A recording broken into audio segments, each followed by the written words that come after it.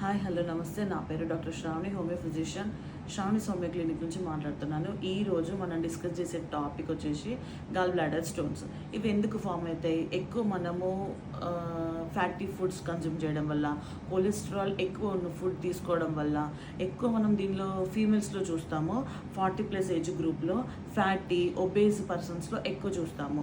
Okay, దీని causation వచ్చేసి main ఇవన్నీ.